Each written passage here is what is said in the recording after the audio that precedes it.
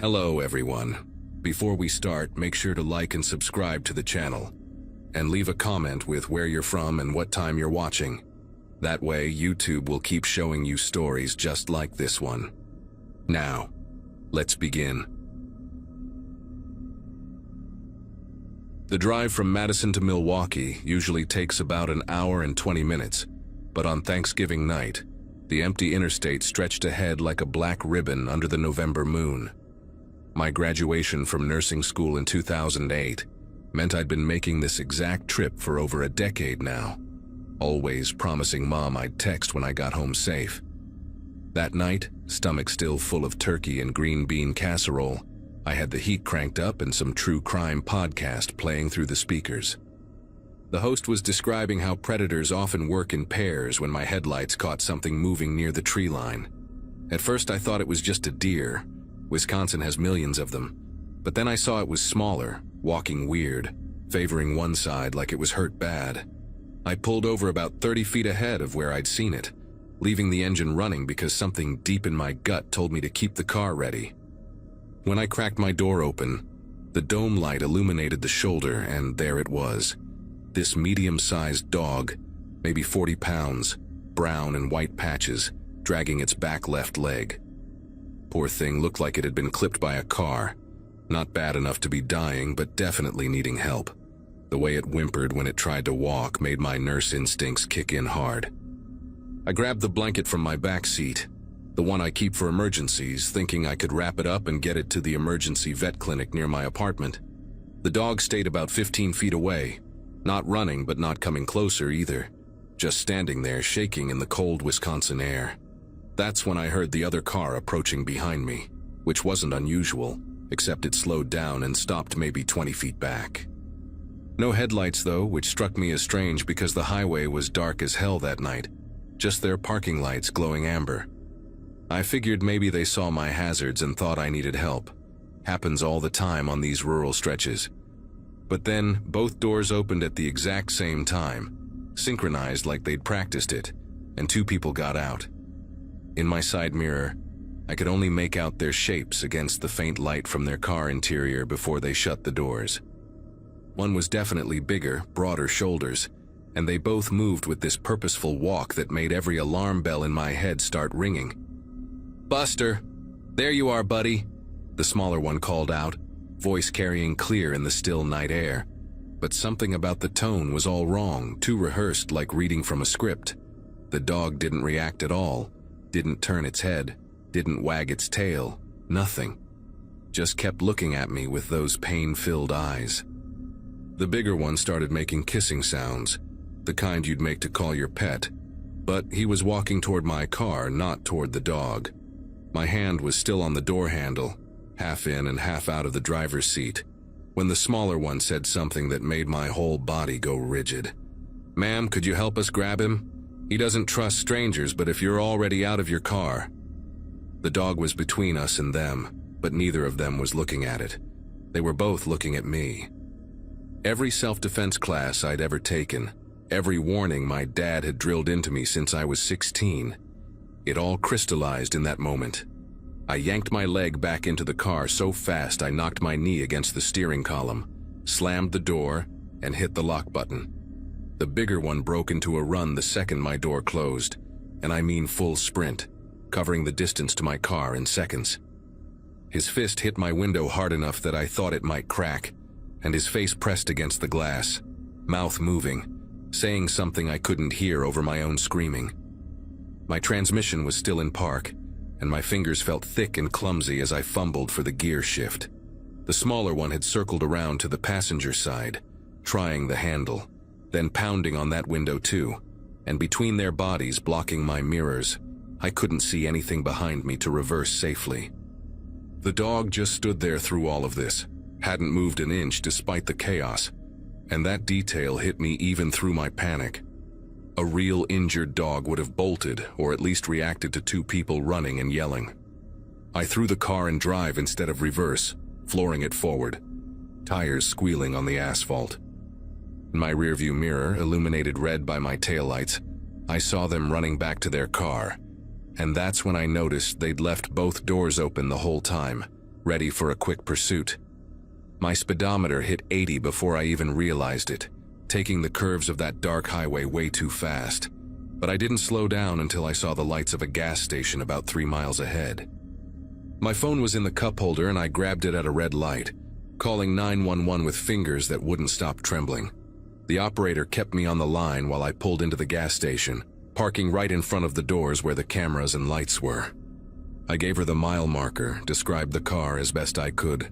Dark sedan, maybe a Chrysler or Dodge, no front plate that I could see. The two people, one about 6 feet, heavy build, wearing what looked like a baseball cap, the other shorter, thinner, both in dark clothes. While I was talking, a highway patrol officer arrived at the gas station, apparently already in the area, and he took my full statement right there in the parking lot. He radioed for another unit to check that stretch of highway, then looked me straight in the eye and said something that made me want to throw up. "You did the right thing driving off." We've had 2 reports this month of a similar setup. Same area, fake injured animal near the forest. What really got me was when he asked about the dog's behavior, nodding when I described how it didn't react to them calling it or to the commotion. "Probably trained for this," he said, explaining that some people teach dogs to limp on command, reward them for staying still no matter what's happening around them. The thought of someone taking what could have been a sweet family pet and turning it into bait for God knows what made me sick. Another officer called in about 20 minutes later, said they'd found fresh tire marks where I'd described but no sign of the car or the dog. They increased patrols in that area for weeks afterward, but as far as I know, they never caught them. The officer gave me his card, told me to call if I remembered anything else or if I felt unsafe, and suggested I vary my routes home for a while. I didn't sleep that night, or the next 3 nights actually, just kept replaying every second in my mind. The way they moved in perfect coordination, how the smaller one's voice had this fake concerned quality, like someone who'd practiced the line too many times.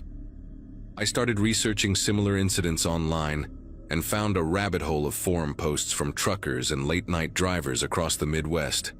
Same pattern in Illinois, Iowa, Minnesota, always rural highways, always between 10 p.m. and 2 a.m., always targeting women driving alone.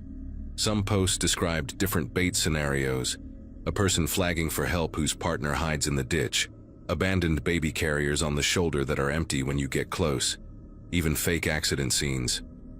The consensus was that these operations usually involve human trafficking rings, targeting isolated victims on empty stretches where screams won't be heard and witnesses are non-existent. My mom called the next morning, casual as always, asking if I'd gotten home safe like she always did after family dinners. I couldn't bring myself to tell her what happened, just said yes, traffic was light, everything was fine. But I've told pretty much everyone else, especially women who drive alone, because that's the thing that haunts me most. If I hadn't kept my engine running, if I'd walked those extra 15 feet toward that dog, if I'd been just a little more trusting or a little less paranoid, I would have been another missing person case. They would have found my car on the side of the highway, door open, hazard still blinking, and no trace of where I'd gone. My family would have spent the rest of their lives wondering what happened between Madison and Milwaukee on a cold Thanksgiving night. The detective who followed up a week later told me something that explained why they probably chose that specific spot. The forest there connects to a maze of old logging roads, unmapped paths that lead deep into wilderness where nobody goes in winter. Perfect for moving vehicles unseen, for transferring victims, for making people disappear. He also mentioned that the timing wasn't random. Holiday nights when police are dealing with drunk drivers and domestic calls, when response times to rural areas are slowest. These people had clearly done their homework, studied patterns, knew exactly when and where to set their trap. The fake limp was probably practiced hundreds of times. The dog conditioned with treats and praise until it could hold that injured pose no matter what chaos erupted around it. I still drive that route to visit my parents, though now I take the longer way through town after dark, adding 20 minutes but buying peace of mind. Sometimes I wonder about that dog, whether it was stolen from someone's yard, purchased from a sketchy breeder, or raised from birth for this specific purpose. I wonder if those two people are still out there, maybe in another state now, setting up on some other dark highway with their well-trained decoy. But mostly I think about the women who might have stopped before me, the ones who didn't keep their engines running, who trusted their compassion over their instincts, the ones whose families are still searching, still hoping, still checking their phones for a text that says, "Made it home safe."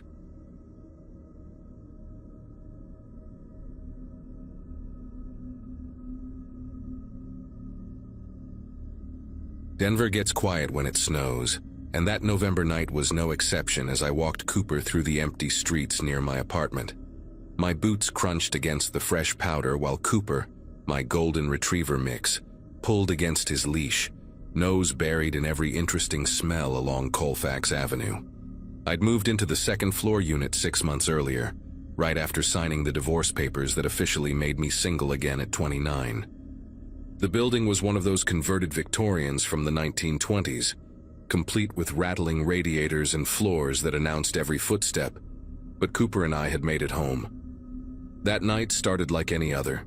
I'd gotten back from my warehouse shift around 9, found Cooper doing his desperate bathroom dance by the door, and bundled up for our usual evening routine.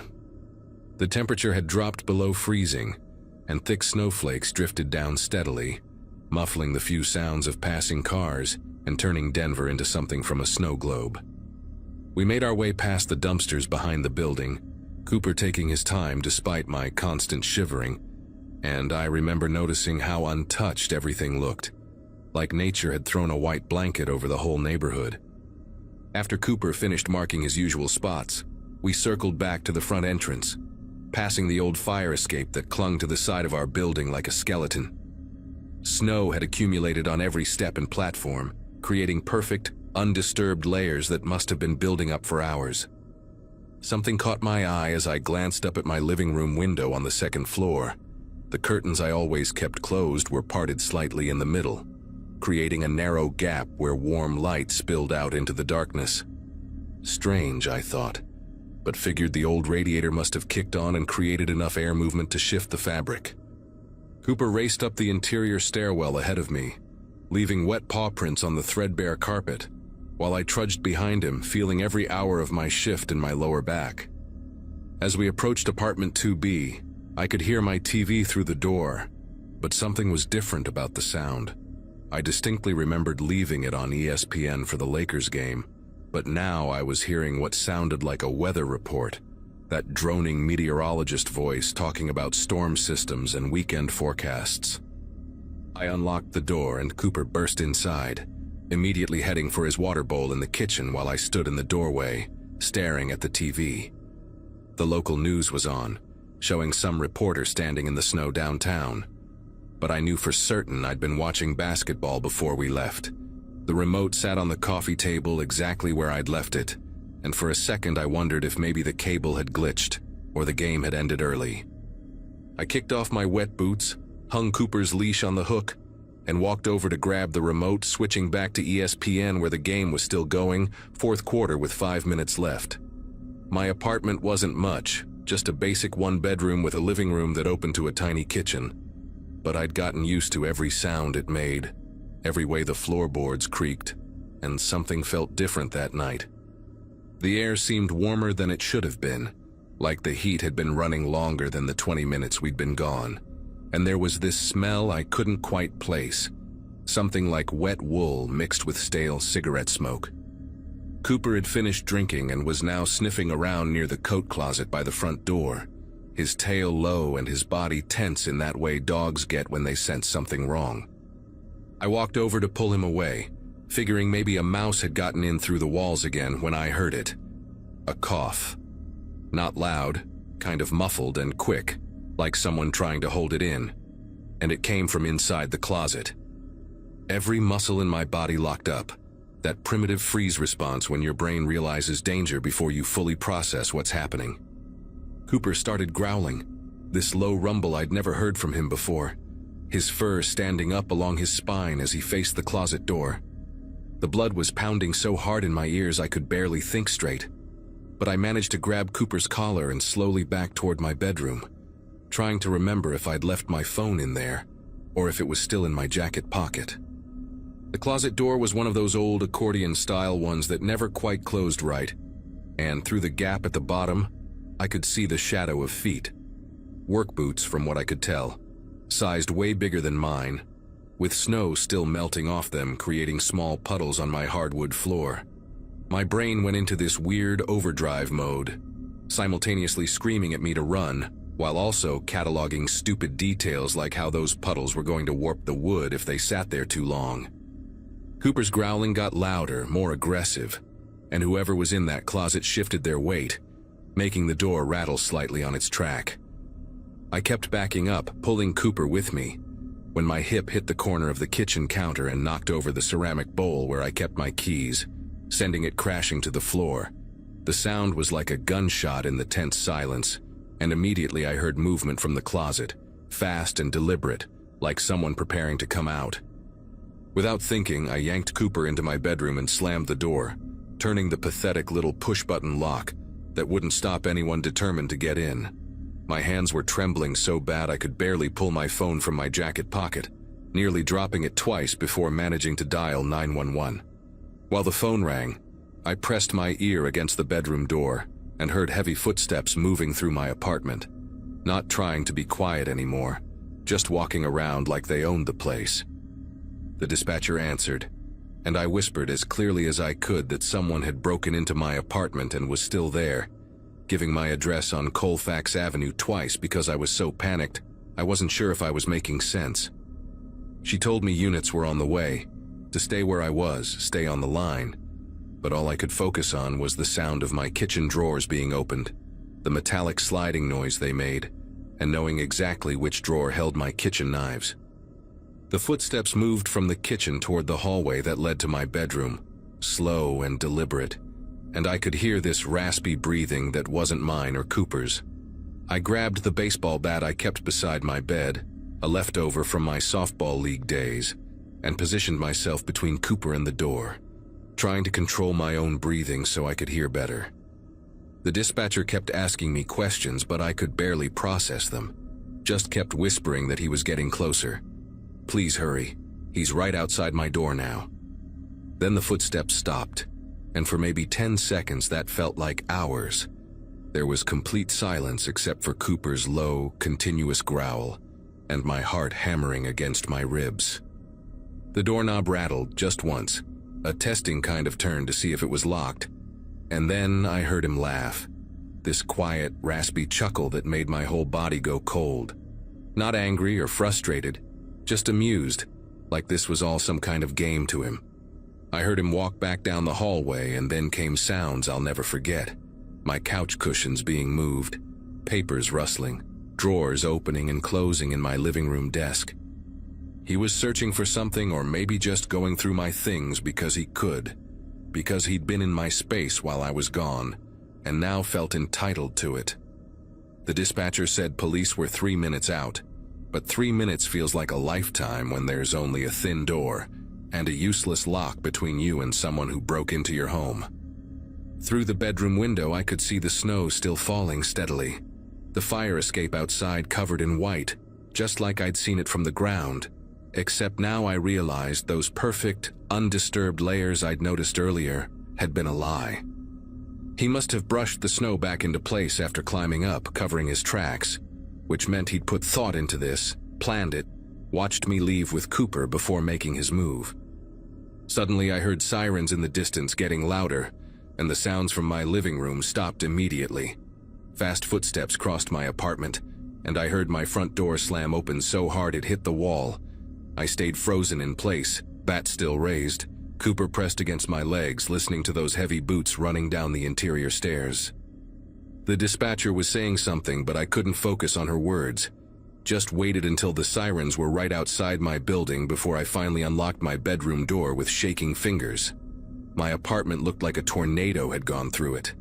Every drawer pulled out, cushions thrown around, papers scattered across the floor. The closet door hung open, and inside I could see where he'd pushed aside my coats to hide, the hangers still swaying slightly. There were wet boot prints everywhere, leading from the window to the closet, then throughout my apartment and finally out the front door that still stood wide open. 2 cops showed up first, both younger guys who seemed almost as nervous as I was, followed by an older detective who took one look at the scene and immediately called for the crime scene unit. They found where he'd jimmied my living room window from the fire escape, the lock completely broken, wood splintered around the frame. The detective, a woman named Reeves who had this calming way of talking, explained that there'd been a string of similar break-ins in the neighborhood, always during snowstorms when footprints would be covered quickly, always targeting second-floor apartments with fire escape access. What made me different, she said, was that I'd come home while he was still there. The others had been out for hours, returning to find their places ransacked. They collected fingerprints from the window frame and closet door, took photos of the boot prints before they dried completely, and had me walk through to see if anything was missing. My laptop was still there, my TV, even the cash I'd left on my dresser, which made everything worse somehow, knowing he wasn't after my things but something else, maybe just the thrill of being in someone else's space. Detective Reeves found something I hadn't noticed in my panic, a half-eaten sandwich on my kitchen counter, made with my bread, my turkey, my mustard, with a bite taken out of it like he'd been having a casual lunch. Next to it was an open beer from my fridge, mostly empty, condensation still beading on the bottle. The violation of it hit me harder than the ransacked drawers. This person had made themselves at home, eaten my food, drank my beer, probably sat on my couch and watched my TV while I was walking Cooper in the snow.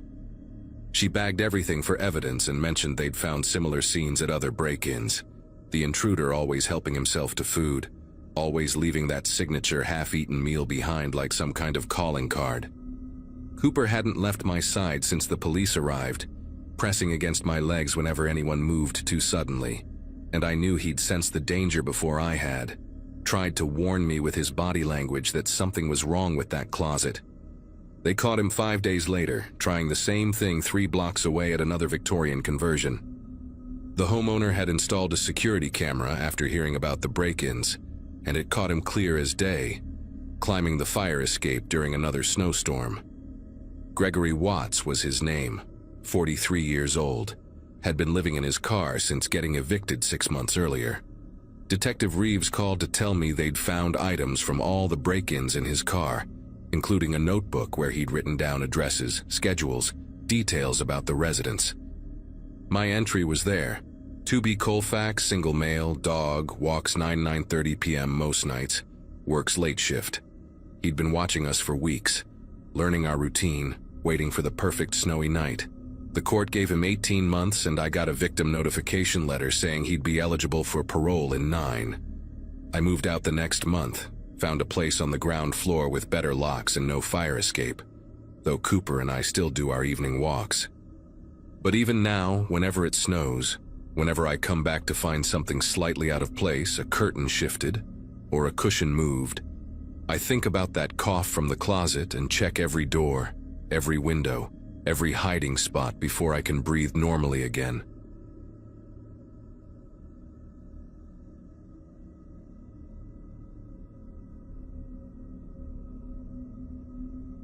The week after Halloween always feels strange in our neighborhood, like the whole street is recovering from a sugar hangover, and that Monday in 2018 was no different.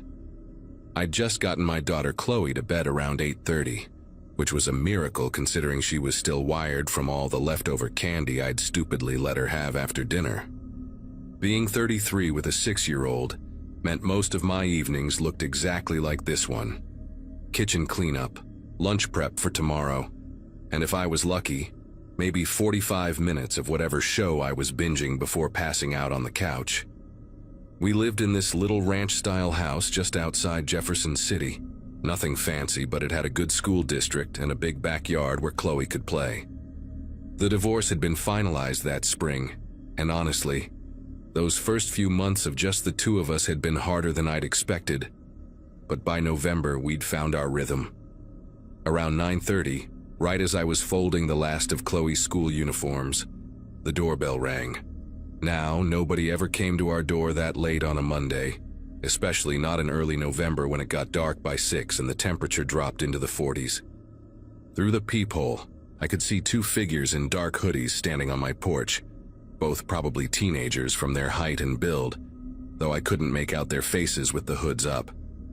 They were whispering to each other and giggling, that nervous kind of laugh kids do when they're pulling a prank. I figured they were doing some late trick-or-treating dare, or maybe had lost a bet with their friends.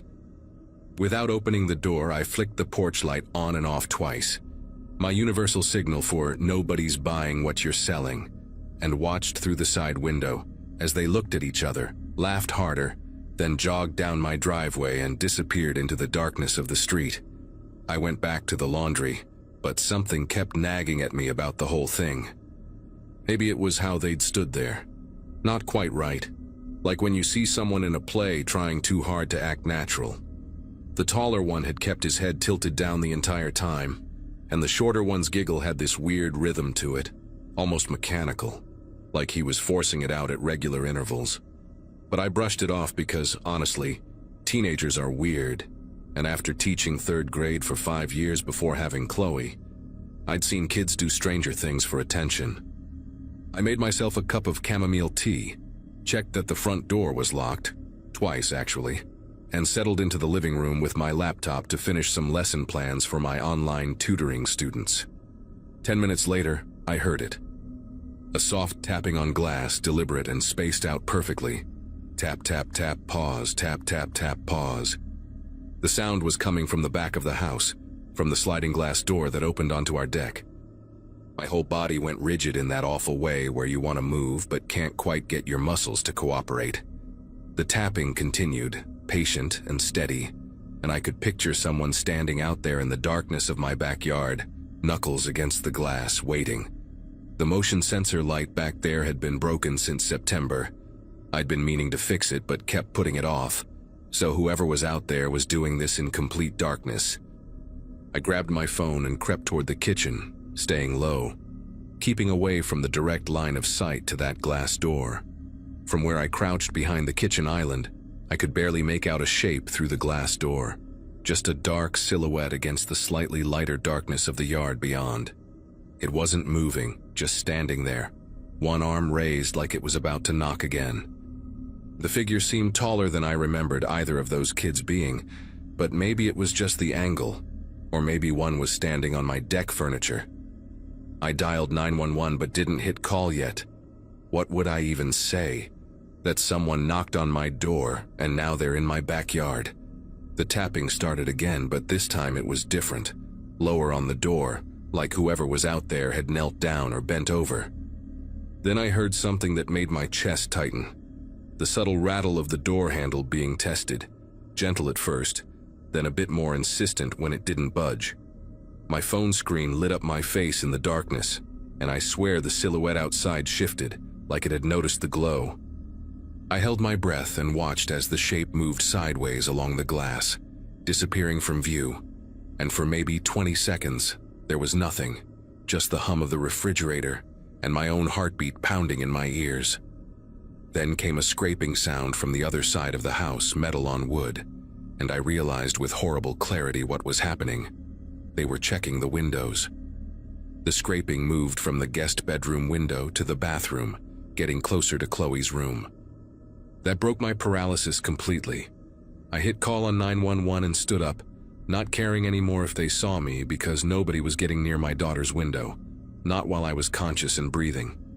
The dispatcher answered on the second ring, and I whispered as clearly as I could that someone was trying to break into my house, gave her my address, and told her my 6-year-old was asleep in her room. She kept me on the line, saying units were on their way, maybe 5 minutes out, and to stay away from windows and doors. But I was already moving down the hallway toward Chloe's room, phone pressed to my ear, when I heard something that stopped me cold. Laughter from outside her window, that same mechanical giggling from earlier, but now it was accompanied by a second voice, deeper, definitely adult, muttering something I couldn't make out. Through the thin curtains of Chloe's room, I could see the shadows of two figures right outside, and one of them was doing something to the window screen, pulling at the corner where it met the frame. I burst into Chloe's room and scooped her up while she was still half asleep, blanket and all, and carried her into my bedroom closet on the opposite side of the house. She mumbled something about a bad dream, and I whispered that we were playing a hiding game, that she needed to be super quiet like when we play hide and seek. My beautiful, trusting daughter just nodded against my shoulder and closed her eyes again. The dispatcher was still talking, but I could barely focus on her words because now I could hear them at the front door again. Not knocking this time, but doing something to the lock. A metallic scratching sound that went on for what felt like hours, but was probably only 30 seconds.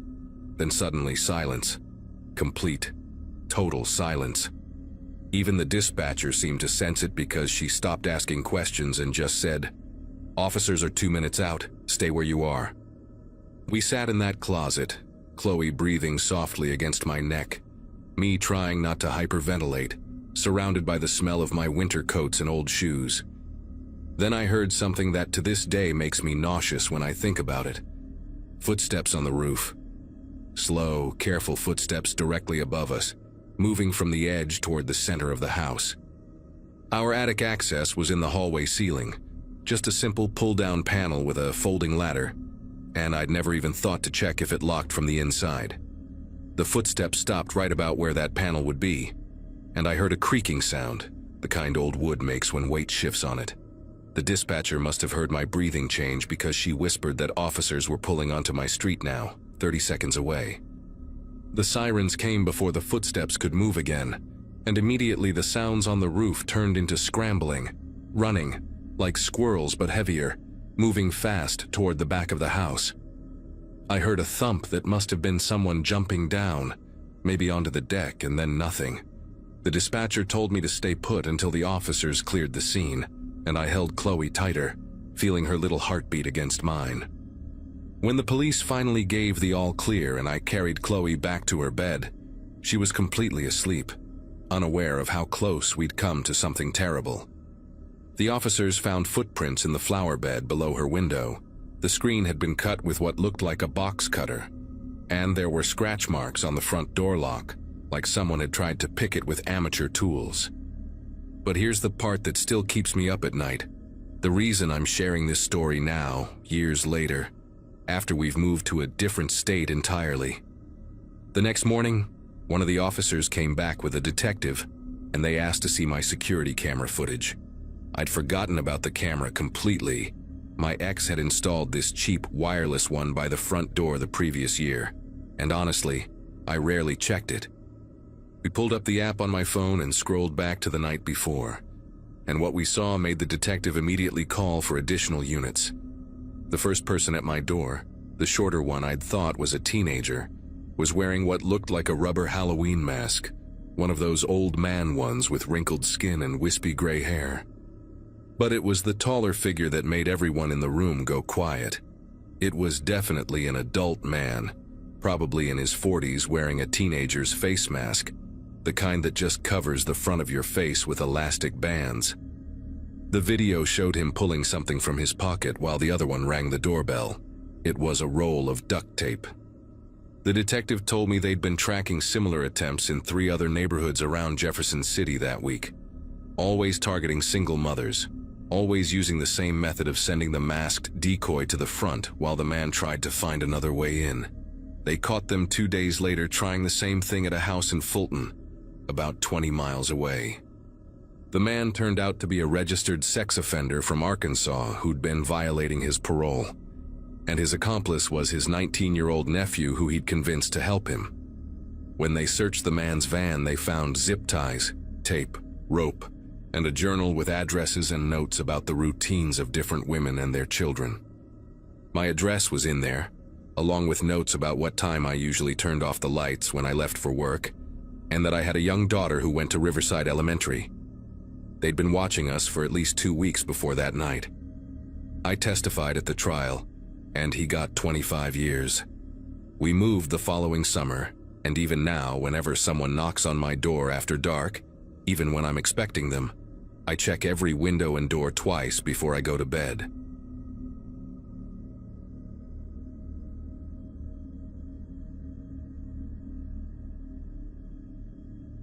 November always felt heavy in our town, like the air itself was tired from holding up all that gray sky.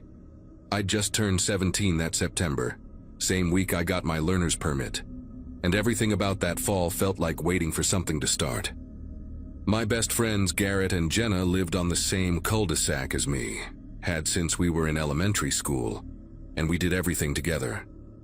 That Saturday night, first weekend of November, the Andersons down on Birchwood were throwing their annual post-Halloween bonfire, the one where everyone brought their leftover candy, and Mr. Anderson told the same ghost stories he'd been telling since we were kids.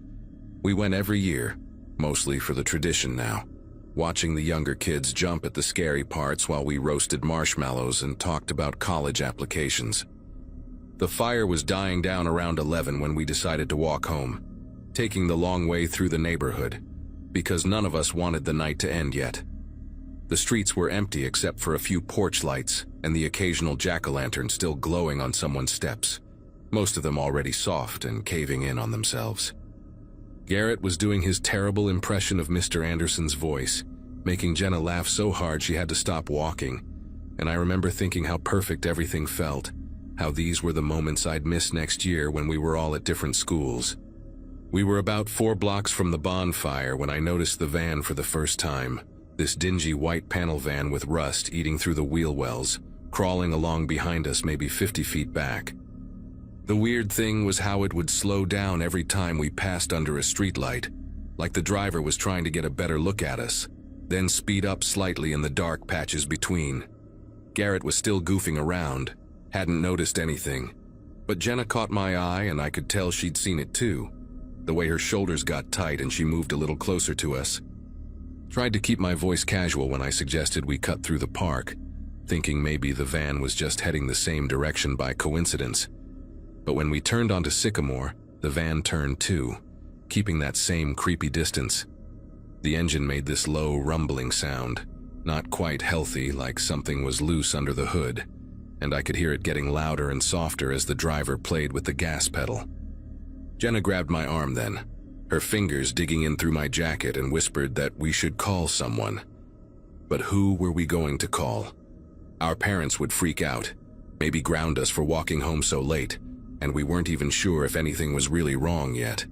The van had tinted windows in the back, completely dark, and the front windshield reflected the streetlights in a way that made it impossible to see who was driving. Garrett finally caught on that something was happening, stopped his joking mid-sentence when he turned and saw the van rolling along behind us. No headlights on now, just these dim orange running lights that made it look like some kind of predator with glowing eyes. We started walking faster without really discussing it, our sneakers scuffing against the sidewalk in this awkward rhythm as we tried not to run but couldn't help speeding up.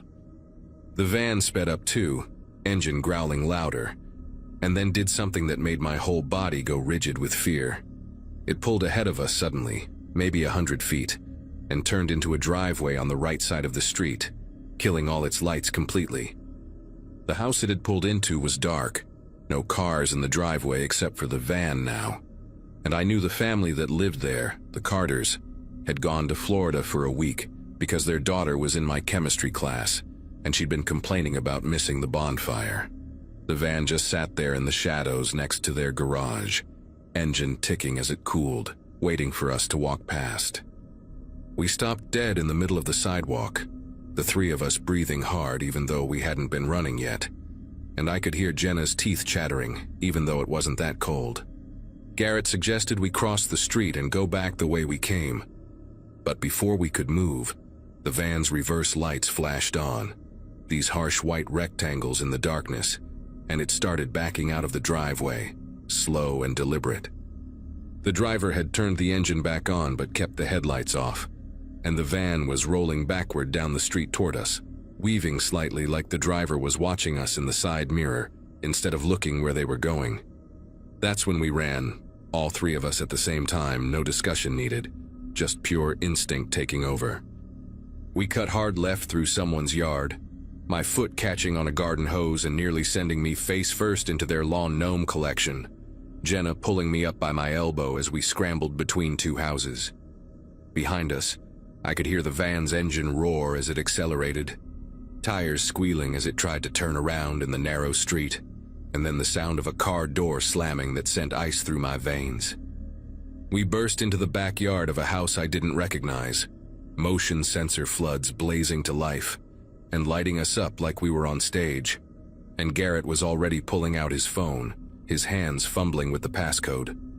The backyard connected to another street through a gap in the fence, and we squeezed through, splinters from the old wood catching on our clothes, ripping Jenna's jacket sleeve.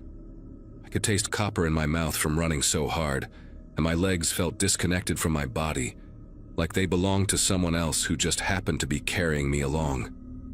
We were on Oakmont now, at least 6 blocks from where the van had been, and Garrett finally got through to 911, practically shouting our location into the phone while we crouched behind someone's SUV. The operator kept asking him to slow down, to explain what was happening, but how could we explain something that sounded so paranoid when you said it out loud? A van was following us. The driver turned around to chase us. We were hiding now behind a random car, praying the van wouldn't cruise down this street next. The police showed up faster than I expected, 2 cruisers with their lights on but no sirens, and the officers separated us to get our stories while we stood there in the middle of Oakmont, looking like we'd been through a hurricane. My officer, this older guy with a thick gray mustache who introduced himself as Officer Brennan, actually believed us right away, didn't give us any grief about being out late or suggest we were imagining things. He radioed the description of the van to other units, then drove us around the neighborhood in the back of his cruiser, asking us to point out exactly where everything had happened. When we got to the Carter house where the van had pulled in, there were fresh tire marks in the driveway, deep grooves in the gravel where it had reversed hard, and Officer Brennan took photos with his phone, measured the wheelbase with a tape measure from his trunk. He said something into his radio about checking camera footage from the ATM at the bank on Sycamore, which would have captured any vehicle passing that intersection. About an hour later, while we were sitting in the police station waiting for our parents and drinking hot chocolate that tasted like chalk, Officer Brennan came back with this expression on his face that made my chest tighten all over again.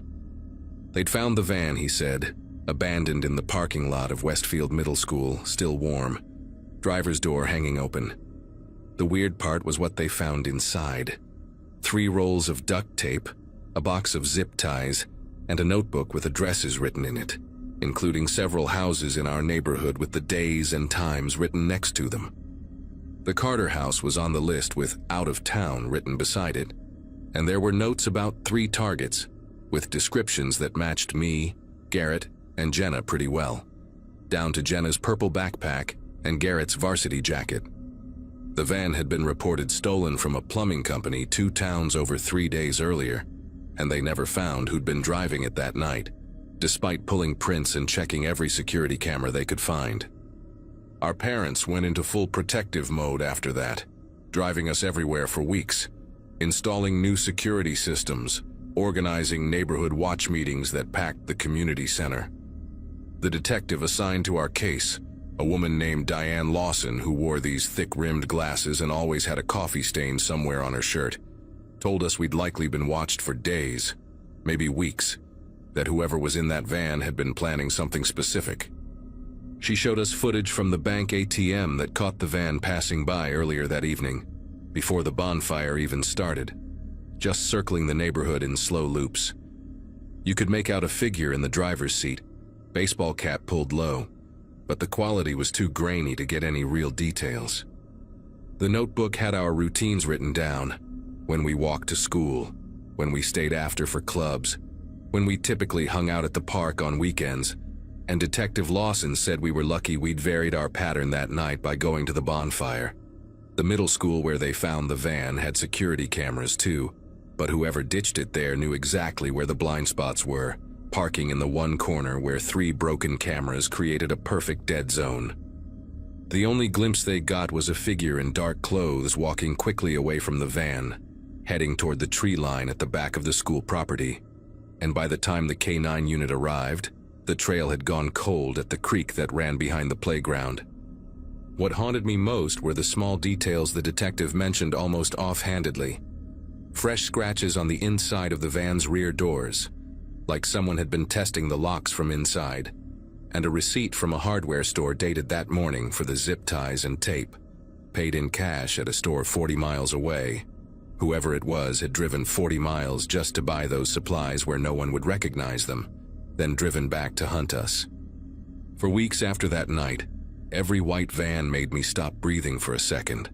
Every stranger who looked at us a beat too long made my skin prickle with that same fear. Jenna started carrying pepper spray and taking a different route home every day, never the same pattern twice, and Garrett's older brother started picking him up from school in his pickup truck, wouldn't let him walk anywhere alone. The police increased patrols in our neighborhood, and for about a month there was always a cruiser parked near the school, or doing slow loops through our streets.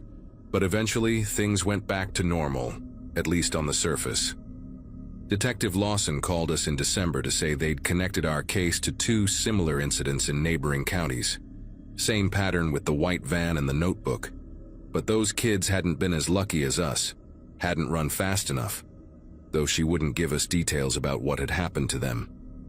The case never got solved, at least not while we were still in high school, and by the time I left for college the following year, it had become just another unsolved mystery in the filing cabinets at the police station. Sometimes I Google it, looking for updates or similar cases, wondering if whoever was in that van that night ever got caught somewhere else, but I never find anything definitive. What I can't forget is that moment when the van reversed toward us in the dark, how deliberate it was, how patient they'd been watching us for weeks, learning our habits and waiting for the perfect opportunity.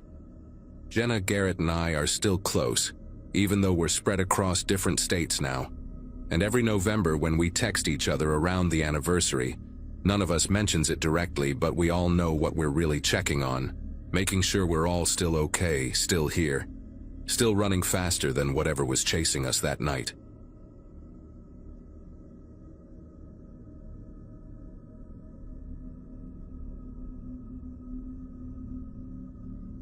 Snow was coming to Plattsburgh that Monday, and I could smell it in the air when I stepped onto my porch with my morning coffee. After 26 years of marriage to Nathan, I'd gotten pretty good at reading warning signs, though apparently not good enough to avoid the October divorce that left me starting over in a duplex that smelled like old wood and whatever the previous tenant had been cooking for the past decade. Frank, my elderly landlord who lived in the other half, had promised quick maintenance response times, which mattered since teaching 7th grade. Math didn't leave me much energy for home repairs. The place had its charm, though, with original hardwood floors and tall windows that actually opened, unlike the sealed disasters in most modern apartments. I'd been there exactly 9 days, still discovering which floorboards creaked and which light switches controlled what. That morning started like the others since I'd moved in, except for the weather forecast promising 6 to 8 inches by nightfall. I stood in my living room, watching the sky turn that sick yellow color that precedes every upstate storm, when I heard this weird scraping noise from below. Real faint, almost like fingernails on concrete, but steady and deliberate. I got down on the floor, pressed my ear against the cold wood, and listened. The sound went on for maybe 10 seconds, paused, then started again. The heating had just kicked on, so I figured it was probably the old pipes doing their thing, or maybe Frank was organizing something in our shared basement. He'd mentioned he kept holiday decorations down there. I finished my coffee, grabbed my stack of ungraded tests, and drove to school through streets that were already emptying out in anticipation of the storm. School let out early at 1:30 because of the weather, and by the time I pulled into my driveway, thick flakes were already coating everything. Frank's car was gone, which wasn't unusual since he mentioned he spent Mondays at his daughter's place in Malone, about an hour west. I brought in an armload of firewood from the covered pile out back, thinking I'd grade papers by the fireplace and enjoy my first real snow day in the new place. But when I walked through the front door, I noticed something immediately wrong. My living room rug, this cheap burgundy thing I'd bought at Target the previous week, was pushed up at one corner, like someone had tripped over it. I specifically remembered straightening it that morning after catching my toe on the edge, and there was this smell, really subtle but definitely there, like unwashed clothes mixed with something else I couldn't identify. The scraping sound started again while I was standing there with my arms full of firewood. And this time it was louder, more insistent. It was definitely coming from directly beneath the living room, right under where I was standing. I dropped the wood on the couch and went to the basement door in the kitchen, flipping on the light switch at the top of the stairs.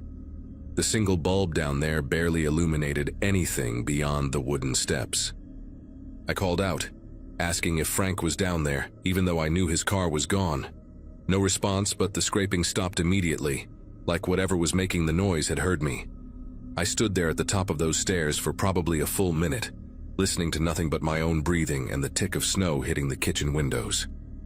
Every instinct told me not to go down there alone, but I kept thinking about how Frank would react if I called him at his daughter's house over what was probably just a raccoon or some pipes that needed adjusting. I grabbed a flashlight from the junk drawer and made my way down, each step creaking under my weight. The basement was exactly what you'd expect from a house this old. Stone foundation walls, exposed ceiling joists covered in cobwebs, and that damp earth smell that never quite goes away. Frank's half was sectioned off with a piece of plywood, and there were a few cardboard boxes labeled Xmas and Easter stacked against the divider. My side was mostly empty except for the furnace, water heater, and some old shelving units the previous tenant had left behind. I swept the flashlight beam across the floor, looking for any signs of animals or water damage that might explain the noise. That's when I noticed the coal chute door in the far corner, something I hadn't even known existed until that moment. These old houses used to get coal deliveries straight into the basement, and most people just sealed them up decades ago when they converted to gas or oil heat. But this one wasn't sealed anymore. The metal door, maybe 2 feet by 2 feet, was hanging open about 6 inches, and there were fresh scratch marks on the concrete floor leading from it toward the center of the basement. I walked closer, my flashlight beam shaking slightly, and that's when the smell hit me full force. Body odor, stale food, and something sickly sweet like overripe fruit. I pulled the door open wider and aimed my light inside. There was a blue sleeping bag, one of those cheap Coleman ones you can get at any sporting goods store, spread out in the crawl space beyond the chute. Empty Chef Boyardee cans were stacked neatly against one wall, along with water bottles, some still half full. But the thing that made my chest go tight was the phone charger plugged into my outlet, the cord snaking back through the opening to a spot I couldn't see. Someone had been living in my basement, probably had been there before I even moved in, and they were still coming and going through that old coal chute that opened up near the bushes on the side of my house. I backed away from the coal chute so fast I knocked over one of the empty shelving units, the metal crash echoing through the basement. My phone was upstairs, and suddenly that seemed like the stupidest thing in the world, coming down here without it. Turned to run back up the stairs and saw something that made me stop cold. There were footprints in the dust on the concrete floor, fresh ones that weren't mine, leading from the coal chute to the stairs. Not just one set either, but multiple tracks going back and forth, some of them made by bare feet. The most recent ones, still sharp and clear in the dust, went right up to the basement door I'd just come through. This person, whoever they were, had been walking through my kitchen, my living room, probably standing right behind me while I slept on the couch that first week after moving in, too exhausted to make it to my bedroom. I ran up those stairs faster than I'd moved in years, slammed the basement door behind me, and dragged a kitchen chair under the doorknob. My phone was on the counter, and I called 911 with fingers that wouldn't stop trembling. While I waited for the police, I stood at my front window watching the snow pile up, wondering if whoever had been living beneath my floors was out there somewhere, watching me back. The dispatcher stayed on the line, asking me questions I could barely answer because I kept thinking about all those nights I'd heard the house settling. All those mornings I'd found things slightly out of place and blamed my post-divorce brain fog. The woman on the phone kept telling me to stay calm, that officers were on their way. But the snow was coming down harder now, and I knew the roads would slow them down. 20 minutes, she said, maybe 30 with the weather. I moved every piece of furniture I could lift in front of the basement door, creating a barricade, that would at least make noise if someone tried to come through. The wait felt like hours, but it was probably only 15 minutes before I heard something that made my whole body go rigid. The scraping sound again, but this time it wasn't coming from below. It was coming from outside, near the living room window, like metal against wood. I crept to the window, staying low, and peeked through the blinds. There was a man out there, skinny and hunched over, wearing a filthy green army jacket that was way too big for him. He had stringy gray hair that hung past his shoulders, and a beard that looked like it hadn't been trimmed in months. He was using something, maybe a screwdriver or a knife, trying to pry open my window from the outside. The snow was coming down so thick I could barely make out his features, but I could see his lips moving like he was talking to himself, and his breath came out in quick white puffs that disappeared into the storm. When he looked up, maybe sensing me watching, his eyes met mine through the gap in the blinds, and they were the palest blue I'd ever seen, almost white, like a husky dog's eyes. He didn't run when he saw me. He just stood there, still gripping whatever tool he'd been using, snow accumulating on his shoulders and in his tangled hair. Then he smiled, not a normal smile, but something that showed too many teeth, yellowed and broken, and he pressed his face right up against the glass. I could see dirt caked under his fingernails as he tapped on the window, 3 soft knocks like he was visiting a friend. The dispatcher was asking what was happening, but I couldn't form words.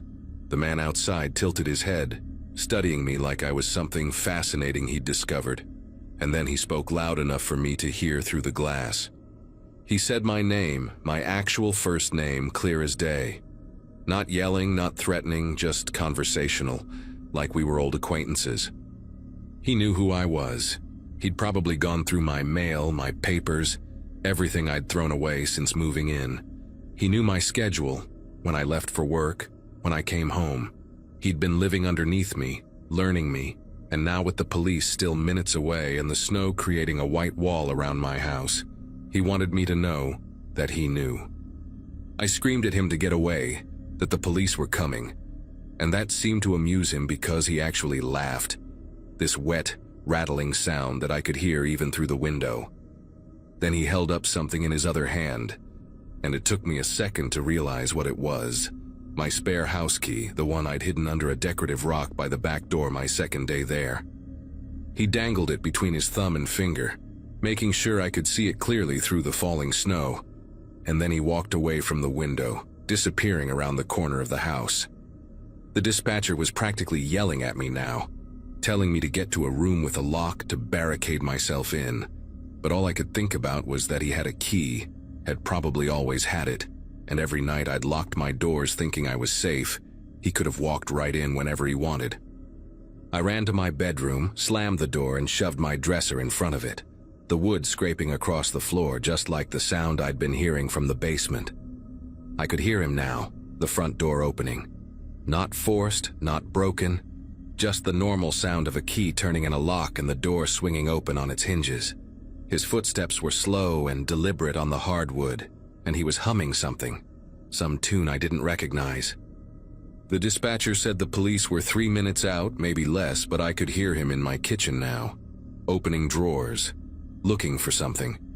Then the footsteps came toward the bedroom, and he knocked on the door, polite as could be, and asked if I wanted to talk about the rent. The rent, like he owned the place, like I was the intruder. He said Frank had promised him he could stay, that they had an arrangement, that I wasn't supposed to be here yet. His voice was calm, reasonable even, which made it so much worse. He said he'd been waiting for the right time to introduce himself, that he didn't mean to scare me, that we could share the space if I wanted. The dresser shook as he tested the door, and I could see the wood starting to splinter near the lock. Then the sirens cut through everything, that beautiful wailing sound getting louder every second. The pressure on my bedroom door stopped immediately, and I heard his footsteps retreat fast across the living room. The front door slammed, and through my bedroom window I watched him sprint through the snow toward the tree line behind the house, that oversized army jacket flapping behind him like wings. The police found me still barricaded in my bedroom, and it took 3 officers to convince me it was safe to move the dresser. They searched the basement, documented everything. The sleeping bag, the food, a notebook filled with observations about my daily routine written in pencil, even sketches of me sleeping on the couch. They found where he'd been getting in and out through the coal chute, the outside opening hidden behind an overgrown juniper bush that Frank apparently hadn't trimmed in years. The man's name was Howard Pelletier, a local who'd been in and out of psychiatric facilities for decades. Frank's nephew recognized him from the description and said Howard used to do odd jobs for Frank years ago, back before his mental health completely deteriorated. They never caught him that night. The snow covered his tracks within an hour, and he knew those woods better than anyone. But they boarded up the coal chute, changed all my locks, and a patrol car sat outside my duplex for the next 3 nights. I moved out the following week, stayed with my sister in Albany until I found a new place. This time a modern apartment on the 3rd floor with proper locks and a security system. Frank tried to keep my security deposit, said I broke the lease, but I had a lawyer friend write him a letter that changed his mind real quick. I heard from another teacher months later that Howard turned up at a homeless shelter in Burlington when the weather got bad in January. The police arrested him there, and he went back to a psychiatric facility, though for how long I never found out. I still teach at the same school, still grade papers in the evening, but now I live in a place where every sound has an explanation, where footsteps belong to neighbors I know by name, and where the only thing under my floor is another apartment with a young couple who play their music too loud on weekends. And that's fine by me.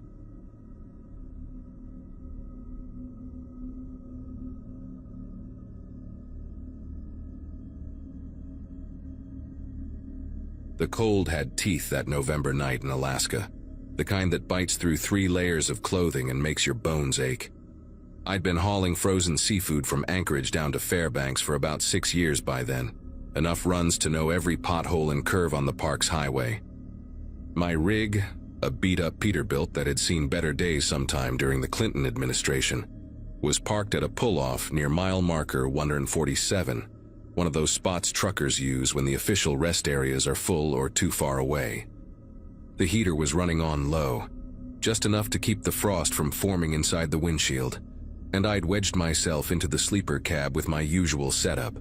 Sleeping bag rated for -40, wool socks doubled up, and my phone charging on the little shelf I'd installed myself. Outside, the darkness was absolute, that special kind of black you only get when you're 50 miles from the nearest town, and the clouds are covering whatever stars might be brave enough to shine. I remember checking my watch right before falling asleep, one of those habits you develop when your life revolves around delivery schedules and hours of service regulations. The green digits showed 9:47 p.m., which meant I could get a solid 6 hours before I needed to start rolling again to make my morning drop-off. The last thing I heard was the tick-tick-tick of the engine cooling down, metal contracting in the cold, a sound as familiar to me as my own heartbeat. Sleep came easy that night, the exhaustion of 14 hours on icy roads pulling me under like quicksand. I'd parked here probably 30 times before, always the same spot where the ground was level enough that I wouldn't wake up with a crick in my neck from sleeping at an angle. Other truckers knew about this place too, but tonight I was alone, just my rig and the occasional groan of wind pushing against the trailer. The knocking started at 1:14 a.m. according to that same watch when I jolted awake. 3 measured raps on the driver's side window, not frantic but deliberate, like someone calmly trying to get your attention at a store counter. My first thought was another trucker, maybe somebody who'd blown a tire or needed jumper cables. Happens more than you'd think out here. I sat up in the dark, my breath fogging in the cold air, and fumbled for the little LED flashlight I keep velcroed to the wall. The knocking came again, same pattern. 3 steady knocks that echoed hollow against the glass. Through the sleeper cab's small window, I could barely make out a shape standing beside my door, just a dark outline against the darker night. The person stepped back when they saw me moving, giving me room to climb forward into the driver's seat. When I clicked on the flashlight and aimed it through the window, the beam lit up a man's face that I'll never forget, not because it was scary or deformed or anything like that, but because it was so perfectly ordinary except for one detail. He was sweating. Here was this guy, standing in -20 weather, wearing just a flannel shirt and jeans. No coat, no gloves, and there were actual beads of sweat running down his forehead. He had sandy hair cut short, maybe mid-40s, clean-shaven. The kind of face you'd see at any hardware store or gas station and forget 5 minutes later. But that sweat, it was wrong, like seeing someone sunbathing in a blizzard. He smiled when the light hit him, raised his hand in a little wave, and mouthed something I couldn't hear through the glass. I cracked the window maybe 2 inches, keeping my hand on the gear shift out of habit, ready to fire up the engine if needed. "Hey there, friend," he said, and his voice was steady, casual, like we were meeting at a barbecue instead of a frozen pull-off in the middle of nowhere. "Sorry to wake you, but my car died about a quarter-mile back, just around that curve. Battery's fine, engine turns over, but she won't catch. Think it might be the fuel line freezing up. Happens all the time up here, right?" He wiped his forehead with the back of his hand, and I watched the sweat immediately freeze into tiny crystals on his skin. "I was wondering if you could help me push it, get it rolling downhill a bit. Sometimes that's all it takes to get the fuel flowing again. 2 strong guys like us shouldn't take more than 5 minutes." His eyes never left mine the whole time he talked, not blinking much, just steady eye contact that felt rehearsed somehow. The thing about truckers is we help each other out. It's an unwritten rule of the road. I've changed more tires and given more jump starts than I can count, pulled guys out of ditches, shared food when somebody's broke down waiting for a tow. But every instinct I developed in 20 years of driving was screaming at me that something was wrong with this picture. Beyond the sweat, beyond the lack of winter clothes, there was the timing. He said his car was a quarter-mile back, but I'd been asleep for over 3 hours and hadn't heard any vehicle pass by. And trust me, you hear everything in a quiet night like that. The gravel crunches, the engine noise carries, especially around curves where people tap their brakes. Plus, if his car really wouldn't start, how was pushing it going to help with a frozen fuel line? That's not how engines work, and anybody who drives in Alaska knows that. "Where's your coat?" I asked through the crack in the window, watching my breath turn to ice crystals in the air between us. The question seemed to catch him off guard for just a second, his smile flickering like a TV losing signal, before coming back full strength. "Left it in the car," he said, laughing a little. "Stupid, I know, but I was so frustrated when she died that I just started walking. Figured I'd find help quick. Been walking for maybe 20 minutes now, worked up quite a sweat actually. Come on, man. I'm freezing out here despite how it looks. My wife's gonna kill me if I don't make it home tonight. Got my daughter's recital tomorrow, she's playing violin, first chair." He pulled out a wallet, started showing me a photo through the window. But in the dark, with just my flashlight, all I could see was the reflection on the plastic sleeve. I kept the window cracked, but didn't move to open the door, and I could see his patience starting to wear thin, though he tried to hide it. His jaw muscles tightened just a bit, and he shifted his weight from foot to foot, not like someone cold, but like someone getting ready for something. "Tell you what," I said, trying to sound helpful. "Let me call you a tow truck. I've got good cell signal here, and there's a 24-hour service out of Cantwell. They could be here in maybe an hour." I reached for my phone, making a show of it, but kept my eyes on him. That's when his whole demeanor changed, like dropping a mask. The friendly smile disappeared, replaced by something flat and calculating. "No need for that," he said, his voice different now, lower, more insistent. "Just need you to step out for 5 minutes. Your truck will be fine, I promise. Just need some help pushing, that's all." That's when I saw it, just a glimpse in my side mirror, movement behind my trailer, maybe 30 feet back. Another person trying to stay in the shadows, moving slowly along the passenger side of my rig. The man at my window must have seen my eyes flick to the mirror because he immediately knocked harder, trying to get my attention back. "Hey, come on, buddy, don't leave me hanging here. Alaska rules, right? We help each other out." His hand went to his pocket, and I didn't wait to see what he was reaching for.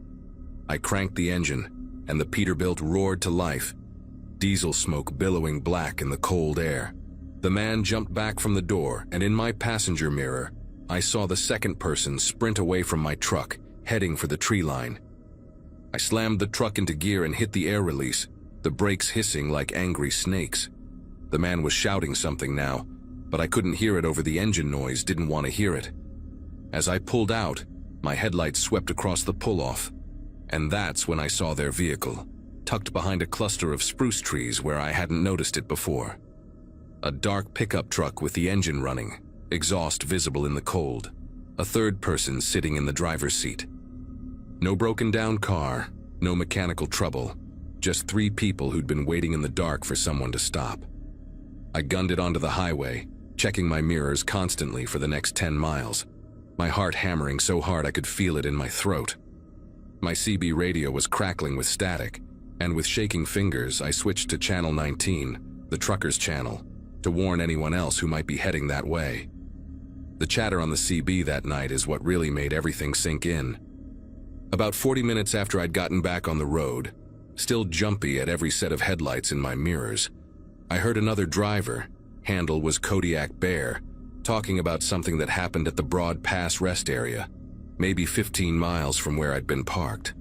A driver had stopped to use the facilities, left his rig running like we all do in winter to keep the diesel from gelling, came back to find 2 men inside his cab. They'd beaten him pretty bad when he tried to stop them, left him on the ground with a concussion and broken ribs while they took off with his truck and $50,000 worth of electronics he'd been hauling to Fairbanks. The state troopers found the truck 6 hours later, abandoned and stripped clean off a logging road.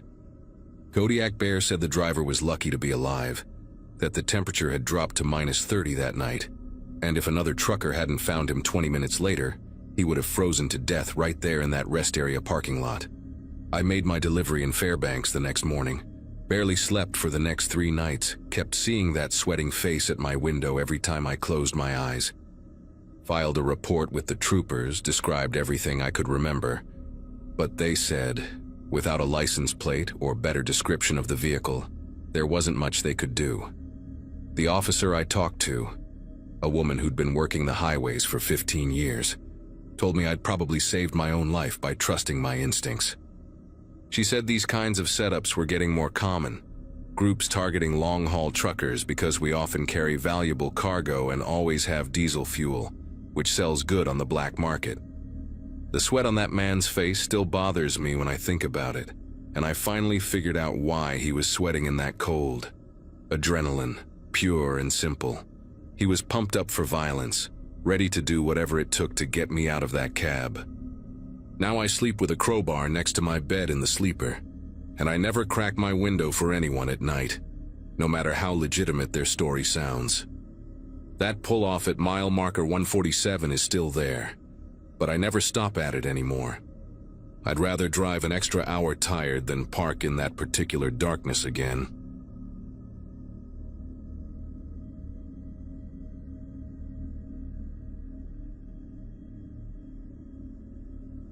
The break had been long overdue. Weeks of back-to-back meetings, constant messages, and the kind of exhaustion that makes every day blur together had started to eat away at me. When an ad for a digital detox retreat appeared on my laptop screen late one night, the idea sounded perfect. A quiet lodge tucked somewhere in the Oregon countryside. No screens, no distractions, just time to recharge. The price was low enough to make me wonder if it was some new wellness startup trying to build a reputation, but I booked it anyway. I needed silence more than I needed logic. The drive there took most of a gray November afternoon. The roads grew narrower and lonelier the farther I went, the trees swallowing what little sunlight there was. The sign for Airvale Lodge looked almost handmade, nailed to a crooked wooden post by the side of the road. When I finally pulled into the gravel lot, my phone had no signal. I took it as a good sign, a forced break from everything. The main building looked rustic, a wide porch lined with mismatched rocking chairs, and a carved wooden door that groaned when it opened. A woman in a beige uniform greeted me inside. Her voice was gentle but rehearsed, every word precise. She asked for my name, then reached out her hand and said they'd be holding on to all electronic devices for the duration of the program. Before I could protest, another staff member appeared with a tray lined with numbered envelopes. My phone went into one, sealed with a sticker that read "Serenity requires surrender." They gave me a cotton uniform and a name tag. My own name printed in bold black letters. "Participants blend better that way," the woman said with a kind of warmth that didn't invite questions. Dinner that night felt strange. Everyone wore the same pale clothes, moving quietly around the long wooden tables. No one seemed to know each other, but they acted like they did. Smiling, nodding, serving food in synchronized rhythm. The staff stood along the walls, watching, never eating. When I tried to make small talk with the woman sitting beside me, she simply said, "It's easier if you let go of words." I laughed awkwardly, thinking it was part of the retreat's minimalist philosophy, but something about her expression stayed with me through the night. The next morning began with a bell that rang through the halls at dawn. Everyone lined up in the courtyard like students waiting for roll call. The air smelled like pine and damp soil, and the mist hung low between the trees surrounding the property. A man who introduced himself only as Guide Thomas gave a short speech about releasing digital toxins and rediscovering natural rhythm. His tone was calm, but every sentence carried the kind of certainty that made me uneasy. When I asked how long the program lasted, he smiled without answering. "You will know when it ends," he said, as if it were something obvious. The day unfolded with scheduled silence and strange rituals. We had to walk in single file along forest trails, pause at marked stones, and write affirmations on paper that were later burned in a communal fire pit. Meals were timed to the minute. Every clock in the lodge showed the same hour, even though the sunlight shifted throughout the day. When I asked another participant how long she'd been there, she looked around before whispering. I stopped counting after the third sunrise. Her eyes darted to the nearest staff member. Then she smiled tightly, like she regretted saying it. By the afternoon, the sense of calm that the staff tried to impose had started to crack. I noticed people pacing near the windows or staring too long at the locked gate beyond the main courtyard. I decided to test it myself during a meditation session when everyone's eyes were closed. The gravel path leading to the exit was longer than it looked, and my steps sounded louder than they should have. When I reached the gate, a heavy chain looped through its bars. A padlock the size of my hand hung in the middle. Through the metal, I could see the empty road stretching into the trees. No cars, no signs of movement, only silence so deep it felt staged. That evening, I went to the front desk and asked for my phone. The receptionist, a young man with perfect posture and a voice too calm, checked a list behind the counter. "You signed the agreement," he said, not even looking at me. "You're here until the program ends." I asked again, louder this time, and he repeated the same line word for word as if rehearsed. A couple of staff members appeared behind him, blocking the hallway. Their faces were blank, but their stance wasn't. That was the moment I realized no one here was simply following wellness routines. They were following orders. That night, I barely slept. The lodge walls seemed thinner, the quiet heavier. From my room window, I could see the courtyard dimly lit by lanterns, shadows moving in slow, deliberate patterns. Around midnight, a low hum echoed through the trees, not an engine or generator, but a rhythmic pulse that grew louder every few seconds. When I opened my door to listen, 2 staff members were standing at the end of the hallway, facing me. Neither spoke, but one raised a finger to his lips, motioning for silence. I shut the door and pressed my back against it, heart pounding in my chest. The following morning, the woman I'd spoken to at dinner was gone. Her bed was neatly made, her name tag missing from the wall hook. When I asked one of the cleaners where she'd gone, she replied, she completed her process. That phrase circulated throughout the day like a chant, whispered during meals, murmured by staff, written on the whiteboard in the hall. Completion is peace. By then, I understood that no one here was trying to rest or heal. They were being reshaped into something obedient. I decided to escape that night. During the final group meditation, I hid one of the metal utensils from the dining table under my sleeve. When the lights dimmed, I slipped out through a service corridor that smelled of bleach and wet wood. The kitchen door opened to the back of the property, near the same gate I'd tried before. Using the fork, I wedged the chain loose enough to slip it free of the latch. My fingers were raw, the sound of metal scraping metal slicing through the still air. For a second, I thought I heard footsteps behind me, but I didn't look back. I just ran. The road beyond the gate stretched into the forest. No lights, no signs, just endless darkness. I walked for what felt like hours until a delivery truck appeared in the distance. The driver, an older man with tired eyes, slowed down when he saw me. I told him I'd been hiking and got lost. He didn't ask questions. When I reached the nearest town, I went straight to the police. They said there was no record of a place called Airvale Lodge anywhere in the county, and no retreat registered under that name. I have searched for it online since then, and the website that first drew me in no longer exists. I still have the name tag they gave me. Plain white plastic, my name printed in black letters. Sometimes I catch myself staring at it, trying to remember the faces of the people still inside those walls. I never saw them again, but sometimes late at night, I hear that same low hum from the woods behind my apartment.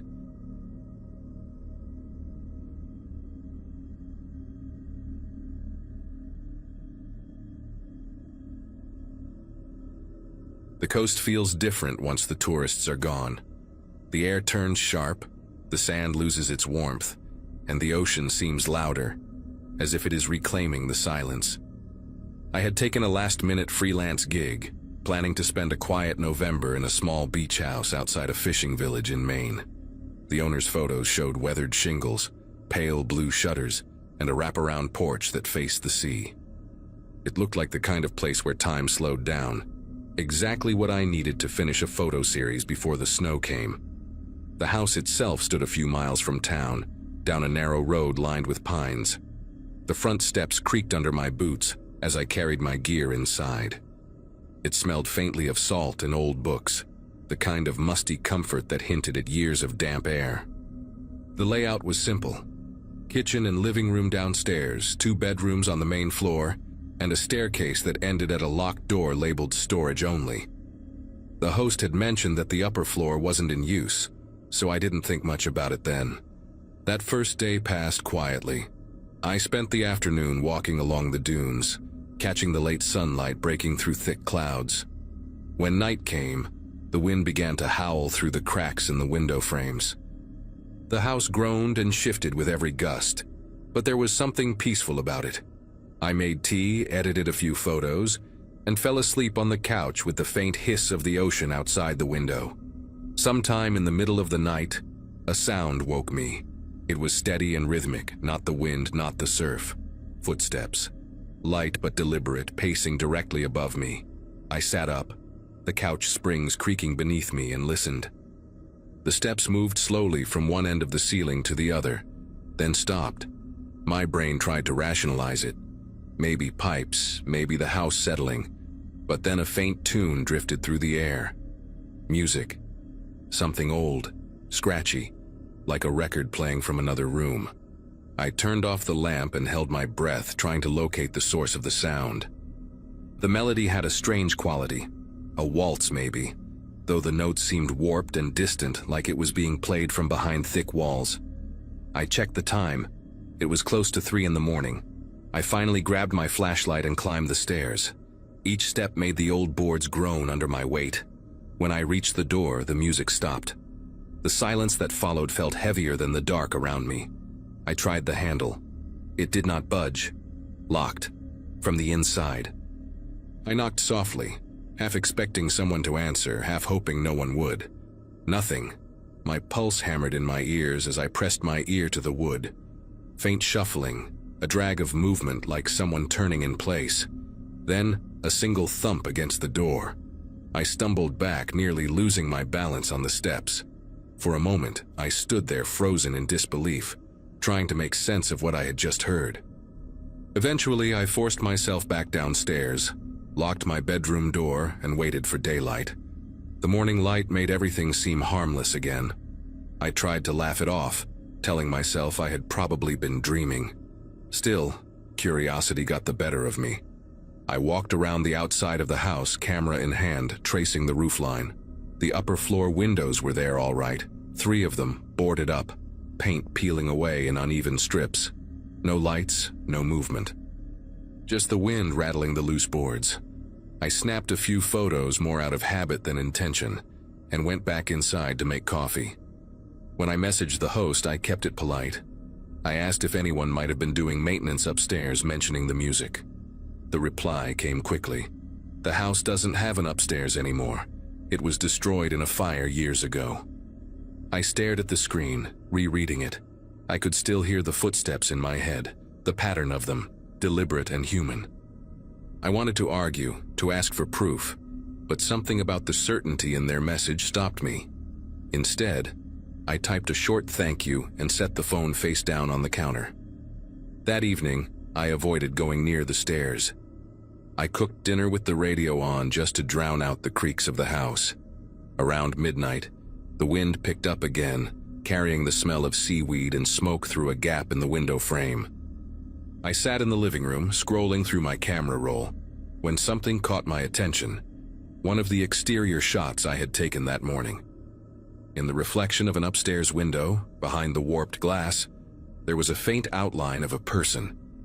The shape was blurred, but there was no mistaking it. Someone had been standing there, watching. Sleep was impossible after that. I kept the lights on and stayed by the window until dawn.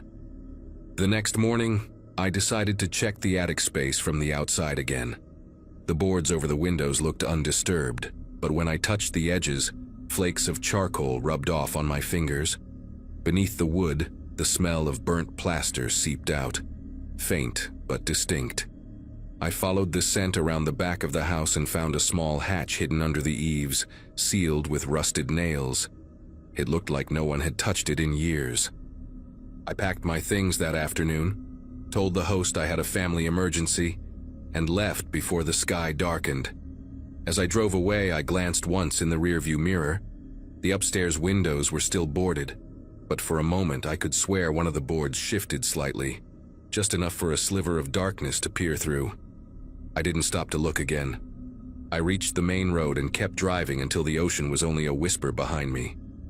Weeks later, when I developed the last roll of film, one photo came out that I didn't remember taking. It was the interior of a narrow hallway, wood-paneled, scorched at the edges, and at the far end, a gramophone stood in perfect condition, the needle resting on a spinning record. I still do not know how it appeared among my shots, but I boxed up that film and never touched it again. Sometimes, when the wind is high, I can still hear that same warped waltz playing in my head.